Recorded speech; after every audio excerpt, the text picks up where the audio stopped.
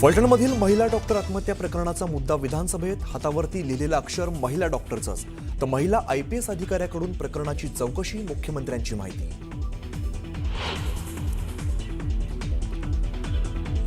फलटणमधील महिला डॉक्टरवर आरोपी बदनेने शारीरिक शोषण केल्याचं तपासातून समोर. संपूर्ण प्रकरणाचा डिजिटल पुराव्यांमार्फत तपास सुरू. कोणाचीही सुटका होणार नाही, मुख्यमंत्र्यांचं विधानसभेत आश्वासन.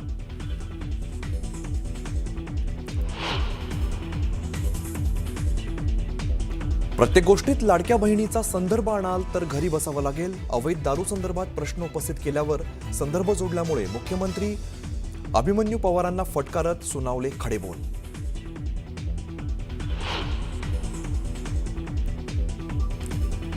ऐन अधिवेशनाच्या काळात अंबादास दानवेंचा कॅश बॉम्ब. पैशांच्या गड्ड्यांसह आमदार काय करतायत, हे आमदार कोण आहेत, जनतेला सांगावं. अंबादास दानवेंनी व्हिडिओ ट्विट करून सरकारकडे केली मागणी.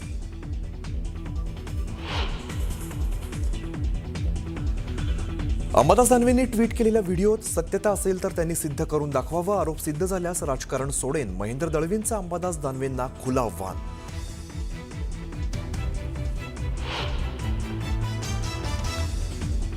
सरपंच संतोष देशमुखांच्या हत्येला 1 वर्ष पूर्ण. मुख्य आरोपी कृष्णा आंधळे अजूनही फरार. देशमुख कुटुंबीय अजूनही न्यायाच्या प्रतीक्षेत.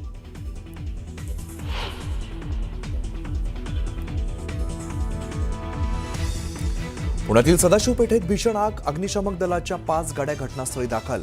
आगीवरती नियंत्रण मिळवण्याचे शर्थीचे प्रयत्न. बीड जिल्ह्यातील केज तालुक्यामध्ये मस्साजोग इथं सरपंच संतोष देशमुख यांची निर्घृण हत्या करण्यात आली. आज त्याला 1 वर्ष पूर्ण झालंय. सरपंच संतोष देशमुख यांचं अपहरण करून त्यांची अमानुषपणे हत्या करण्यात आली होती. या घटनेला 1 वर्ष लोटलंय तरी देशमुख कुटुंबियांच्या डोळ्यातले अश्रू काही थांबलेले नाहीयेत. त्यांच्या मनातला जो न्याय होता त्याची अजूनही त्यांना प्रतीक्षाच आहे. दरम्यान सरपंच संतोष देशमुख यांच्या हत्येला वर्ष पूर्ण होत असले तरी या प्रकरणातील मुख्य आरोपींपैकी एक असलेला कृष्णा आंधळे हा अजून सुद्धा फरार आहे. इतर आरोपींना अटक करण्यात आली आहे, ज्यात मुख्य सूत्रधार वाल्मिक कराड आहे. या क्रूर हत्येनं राज्यभर खळबळ उडवून दिली होती आणि या प्रकरणामुळे तत्कालीन मंत्री धनंजय मुंडे यांना राजीनामा सुद्धा द्यावा लागला होता. हे समोरचे जे आरोपी आहेत ते गडगंज संपत्तीवाले आहेत. नको तेवढा पैसा ह्या लोकांनी कमावलेला आहे. म्हणून 35 वकिलांची फौज लावणे, त्याच्यामध्ये कोर्टाची दरवेळा दिशाभूल करणे आणि माफीनामासारखा किंवा आम्हाला या ठिकाणी जामीन द्या अशा पद्धतीने वेगवेगळ्या कृत्या त्याच्यामध्ये लढवल्या जात आहेत. परंतु पाठीमागच्या तारखेला आणि आता उद्याच्याला पण तारीख आहे, मागच्या तारखेला जे आहे ते कोर्टाने स्पष्टपणे सांगितलेलं आहे की मी याच्यामध्ये चार्ज फ्रेमला जातो. चार्ज फ्रेम केल्याशिवाय यांना सजा ही सुनावली जाणार नाही. हा सगळा तपासाचा फार्स केला जाईल, कारण सत्ताधारी पक्षाच्याच एका नेत्याच्या भोवती त्यावेळेला आरोपाची राळ उठली होती. सत्ताधारी पक्षातल्याच मंत्र्याला याच प्रकरणामध्ये एकदा राजीनामा द्यावा लागला होता आणि ज्या वेळेला सत्ताधारी पक्षाच्या मंत्र्यांना राजीनामा देऊन त्यांच्या भोवती संशयाचं धुकं आणि संशय निर्माण झाला होता, त्याच दिवशी संतोष देशमुखांना न्याय मिळणार नाही, नैसर्गिक न्याय होणार नाही, सत्तेच्या दबावाखाली जे खुनी आहेत ते सुटतील हे आम्ही तेव्हाच सांगितलं होतं. आणि म्हणून अजून कृष्णा आंधळे नावाचा आरोपी सुद्धा सापडलेला नाही. नाही बघा, अजूनही तो आंधळे नावाचा त्यातला आरोपी पकडला गेला नाही. तो कुठे आहे त्याचा पत्ता नाही. मेला आहे की जिवंत आहे, कुठे लपला आहे. मला वाटतं की सगळं जे सगळा प्रकार आहे हा यातून आरोपींना वाचवण्यासाठी, मुख्य आरोपींना आकाला वाचवण्याचा हा सगळा प्रकार तर नाही ना, अशी शंका आहे. कारण त्या दृष्टीनंच आपल्या चौकशीची गती मंदावली आहे. आत्तापर्यंतच्या तपासामध्ये जे 3 मुद्दे सन्माननीय सदस्यांनी या ठिकाणी उपस्थित केले, त्यात फॉरेन्सिकचा जो रिपोर्ट आलेला आहे त्या रिपोर्टप्रमाणे त्या डॉक्टर महिलेने जे काही तिच्या हातावर लिहिलेलं आहे ती तिचीच हँडरायटिंग आहे या संदर्भात निष्पन्न झालेला आहे, तसा रिपोर्ट आलेला आहे.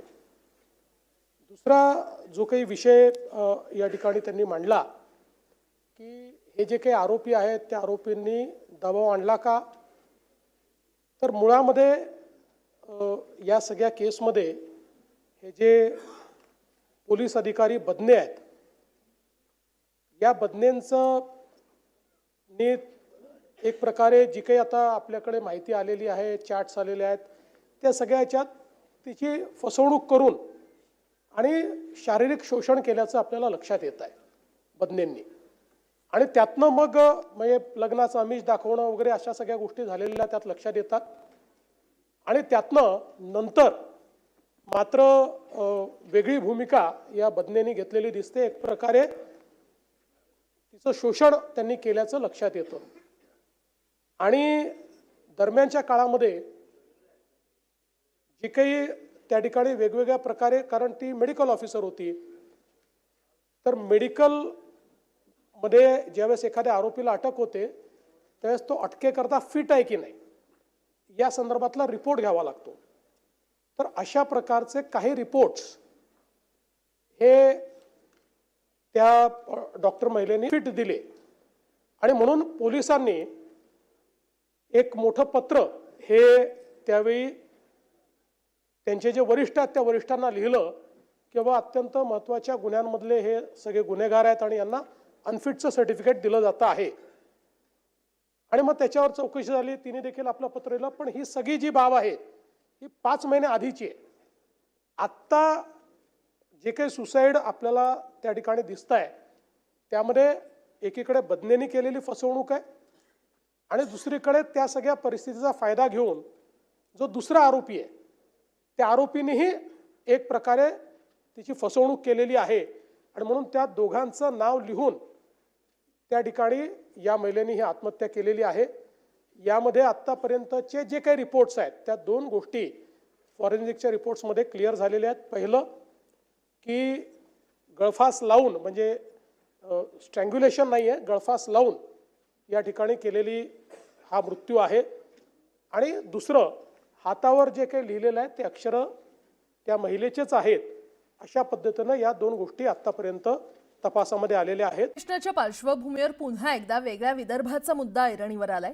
काँग्रेसकडून वेगळ्या विदर्भाची मागणी केल्यानंतर भाजप आक्रमक झाली आहे. भाजप नेते आणि राज्याचे महसूल मंत्री चंद्रशेखर बावनकुळेंनी काँग्रेसवर टीका करत वेगळा विदर्भ हा भाजपचा मुद्दा असून भाजपची वेगळ्या विदर्भाची भूमिका असल्याचं बावनकुळेंनी ठणकावलंय.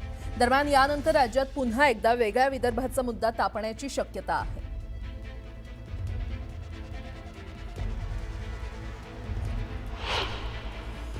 जनतेसमोर कुठला मुद्दा घेऊन जावा म्हणून आता वेगळ्या विदर्भाचा मुद्दा काँग्रेस पार्टी काढताय.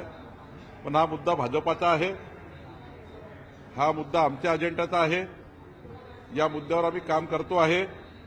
हा मुद्दा भाजपच्या अजेंड्यातून बाहेर गेला नाही आहे आणि आम्ही या ठिकाणी वेगळ्या विदर्भाच्या बाजूनेच त्या ठिकाणी पहिल्यापासून काम करतो. आणि देवेंद्र फडणवीसजी सुद्धा, माननीय मुख्यमंत्री सुद्धा कधीही वेगळ्या विदर्भाच्या बाजूनेच त्यांनी या ठिकाणी आतापर्यंत भूमिका ठेवलेली आहे.